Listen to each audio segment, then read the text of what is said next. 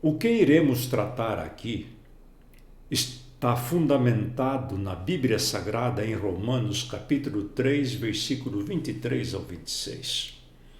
O texto sagrado ali fala que Jesus Cristo é a nossa propiciação.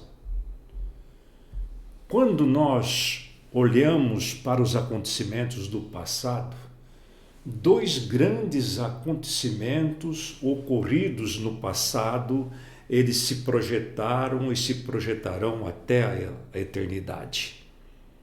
O primeiro grande acontecimento foi a criação do mundo, a criação da humanidade, dos seres vivos.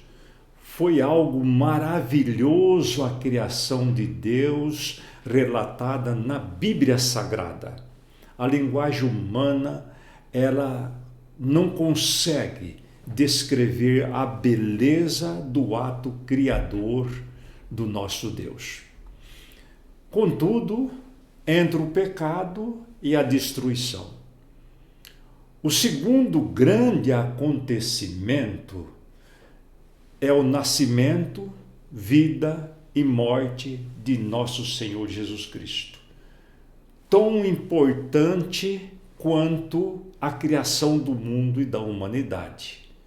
O que Jesus Cristo fez, o que ele realizou pela humanidade, o que ele trouxe, por meio dele nós temos a certeza da vida eterna, nós temos a certeza que haverá fim do pecado, da história do pecado. Então, o segundo grande acontecimento mudou o mundo, mudou a forma de pensar. Quando nós pensamos num assunto como este, ou pretendemos falar algo sobre este assunto, nós temos que nos reportar pelo menos um pouco sobre a vida de Cristo. Em certo momento, Jesus Cristo separa os seus apóstolos. Jesus, ele disse, olha, estamos subindo para Jerusalém. E o Filho do Homem será entregue aos chefes do sacerdote, aos mestres da lei. Eles o condenarão à morte. Eles se entregarão o Filho do Homem aos gentios, zombarão dele, cuspirão, açoitarão e matarão. Mas no terceiro dia ele ressuscitará. Este relato feito por Marcos no capítulo 10, versículo 33 até o 34, indica que a cruz de Cristo não era apenas uma opção, era uma necessidade, era a única forma que existia para salvar a humanidade, defender o caráter amoroso de Deus e defender a lei que não poderia, em nenhum momento, não poderia e não pode ser alterada. Porque o salário do pecado é a morte, a palavra diz isso daí. E a humanidade, segundo a própria profecia de Isaías, no capítulo 9, versículo 2, menciona que a humanidade estava vivendo na região da sombra da morte. Não havia esperança. Então a vida, a morte, a ressurreição de Cristo era um plano desde a fundação do mundo. Só que o resgate da vida humana custou um preço muito alto para nosso Senhor Jesus Cristo. No tempo que Cristo esteve aqui na terra, Jesus enfrentou dificuldades, enfrentou coisas que, muito das coisas que Cristo enfrentou, a Bíblia não registrou. Mas naquilo que foi registrado, nós sabemos que Jesus, ele teve pela frente da sua vida a rejeição do povo, a indiferença dos discípulos adormecidos. Olha, Jesus chamava os discípulos apóstolos para orar, os clamores que Cristo fazia, e eles dormiam. Esta era a realidade. Cristo enfrentou a traição planejada por um dos seus apóstolos, a negação esperada de outro apóstolo, a morte vergonhosa como de um criminoso. A vida e o ministério de Cristo foram cercados de lutas, oposições, negações, confronto, descréditos, sofrimentos. Ele viveu com seres humanos pecadores, imorais, fracos, sonolentos, fugitivos, avarentos. No Getsêmani, Jesus Cristo estava agonizando. E o que eles fizeram? O abandonaram e fugiram. Durante os dias de vida de Cristo aqui na terra, ele se ofereceu com orações, em voz alta, lágrimas, clamores, suplicando ao Pai, diz o texto sagrado de Hebreus 5, versículo 7, aquele que poderia livrá-lo da morte. Ele foi ouvido por causa dele ser submisso, reverente ao Pai, mas não foi atendido. Ele teve que ir à cruz. E a Bíblia Sagrada fala que ele, sendo em forma de Deus, ele não se considerou ser igual a Deus. Em nenhum momento ele se apegou a esta condição, mas ele esvaziou a si mesmo, vindo a ser servo, tornando semelhante aos homens, e sendo encontrado em forma humana, se humilhou até a morte, e morte de cruz. E o texto que nós temos como fundamento para este assunto, em Romanos capítulo 3, versículo 23 ao 26, que eu estarei lendo neste momento, diz que Deus ofereceu seu Filho como sacrifício e propiciação pelos nossos pecados. Então o texto de Romano diz: pois todo pecaram e destituídos estão da glória de Deus, sendo justificados gratuitamente por sua graça, por meio da redenção que há em Cristo Jesus. Mas olha o que o texto prossegue dizendo: Deus ofereceu Jesus como sacrifício para propiciação mediante a fé, pelo seu sangue, demonstrando a sua justiça. Em tolerância havia deixado impunes os pecados anteriormente cometidos, mas no presente demonstrou a sua justiça, a fim de ser o justo e justificador daquele que tem a fé em Jesus Cristo. Quando nós conseguimos associar esse texto sagrado que fala que Jesus Cristo foi entregue como sacrifício para propiciação mediante seu sangue e deixou impune os pecados da humanidade cometido até ali, aí nós passamos a entender melhor o que está em Isaías, capítulo 53, versículos 5 e 6. Aliás, o capítulo 53 de Isaías é fantástico, é um evangelho puro, ali, falando de Jesus Cristo. No texto de Isaías, capítulo 53, Cristo assumiu a responsabilidade vicária pelos nossos pecados. Diz o texto sagrado: mas ele foi ferido por causa das nossas transgressões, esmagado por causa da nossa iniquidade. O castigo que nos traz a paz estava sobre ele, e pelas suas pisaduras nós fomos sarados. Todos nós andávamos desgarrados como ovelhas, cada um se desviava pelo seu caminho, mas o Senhor fez cair sobre ele a iniquidade de todos nós. Esse é um importante conceito do plano de salvação. Os pecados e culpas que nos macularam podem serem transferidos para aquele que suporta os pecados da humanidade, que suporta os nossos pecados, porque nós não suportamos pecado diante da lei.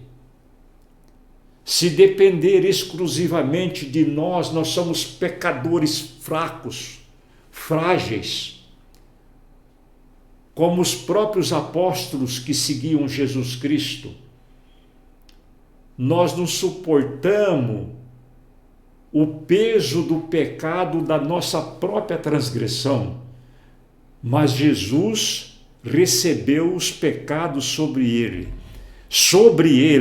Ele é a nossa propiciação, ele é o nosso intercessor, conforme Hebreus 9, 24. Como o propiciatório cobria as tábuas da lei, dos 10 mandamentos, Cristo, nossa propiciação, protege da condenação da lei. Aqui nós encontramos o cerne do Evangelho e do perdão dos pecados e do mistério da cruz de Cristo. Deus ofereceu seu Filho Jesus Cristo como sacrifício e propiciação mediante a fé pelo sangue de Cristo, demonstrando a sua justiça e graça. Demonstrando a sua justiça e graça, Deus deixou impune os pecados que foram cometidos até a cruz de Cristo. Não somente dos crentes que se converteram, mas de toda a humanidade, de todo o mundo, até a morte expiatória de Cristo. É o que o texto do apóstolo Paulo, registrado em Romanos 3, versículo 23 ao 26, e outros textos sagrados, nos afirma.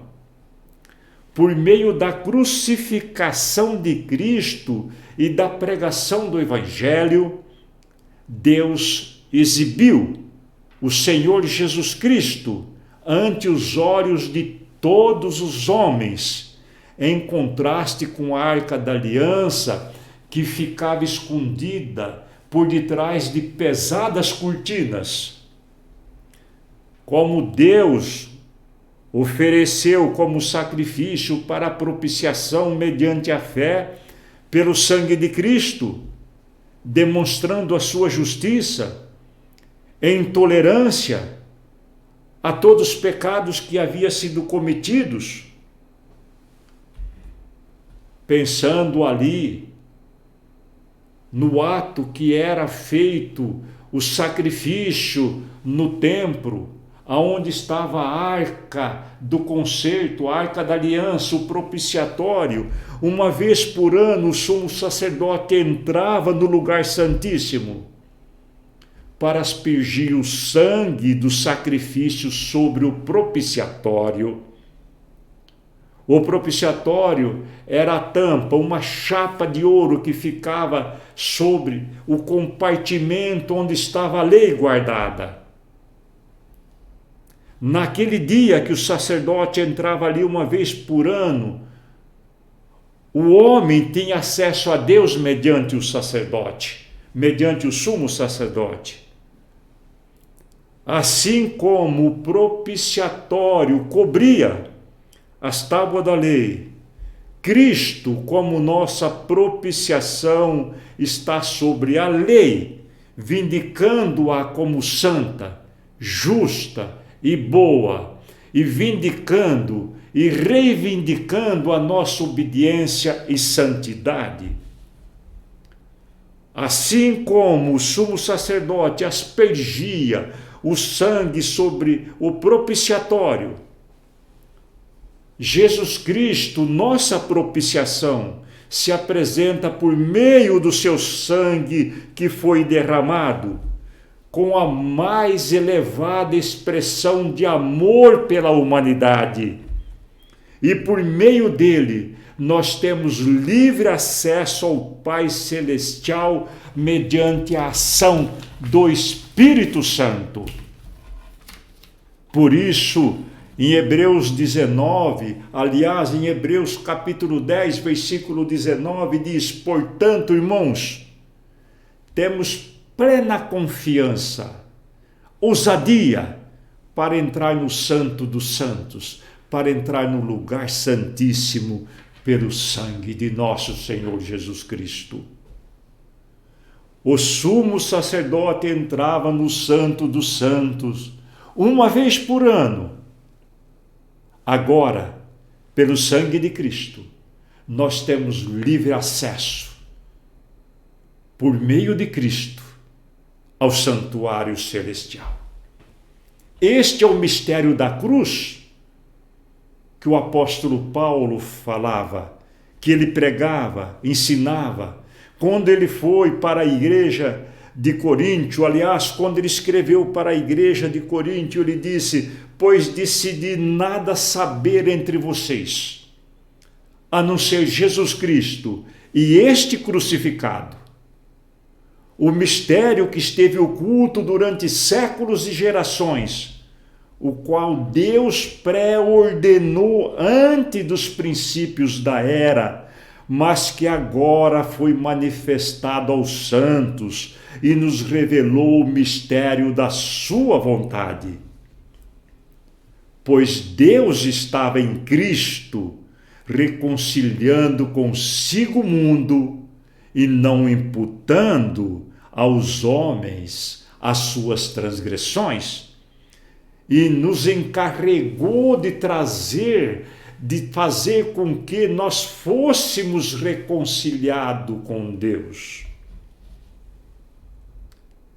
Na Bíblia Sagrada, quando nós olhamos para as Santas Escrituras, principalmente no capítulo 15 da primeira epístola aos Coríntios, ali está escrito: o primeiro homem, Adão, tornou-se alma vivente.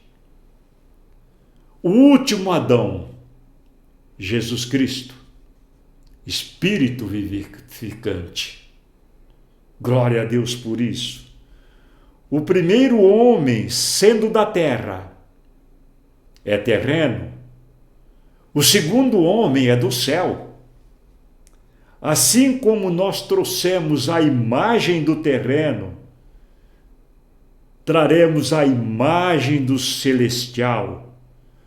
Pois como em Adão todos morreram, do mesmo modo em Cristo todos serão vivificados. Então nós trazemos a imagem do celestial. Cristo pagou o preço da nossa culpa. Nós não devemos mais nada pelo sangue de Jesus. Agora, por meio de Cristo, temos acesso ao santuário celestial e trazemos em nós a imagem do celestial, a imagem daquele que vive, aquele que é celestial. Por isso que o apóstolo João, em sua primeira carta, capítulo 5, versículo 13, aliás, versículo 11 ao 13, ele diz o seguinte: o testemunho é este, que Deus nos deu a vida eterna, e esta vida está em seu Filho. Quem tem o Filho tem a vida eterna. Quem não tem o Filho de Deus não tem a vida eterna. Estas coisas vos escrevo O apóstolo João está dizendo: eu estou escrevendo para vocês. Eu escrevo para vocês, vós que credes no nome de Jesus Cristo, no nome do Filho de Deus, para que saibais que vocês têm a vida eterna. Deus seja glorificado por isso.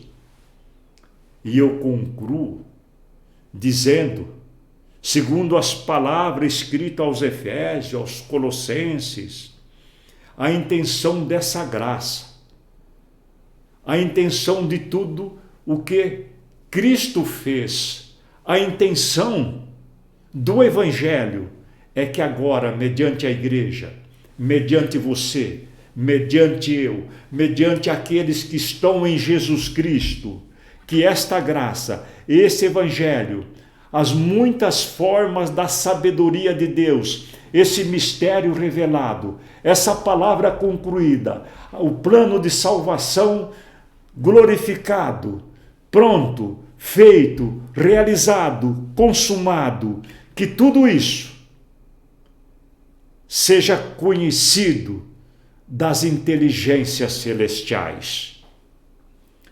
E por meio de Cristo, por meio do Filho de Deus, Deus reconcilia consigo todas as coisas, tanto as que estão na terra, como as que estão nos céus, estabelecendo a paz pelo sangue de nosso Senhor Jesus Cristo, e Deus seja louvado, a bênção de Deus sejam sobre vocês. Amém.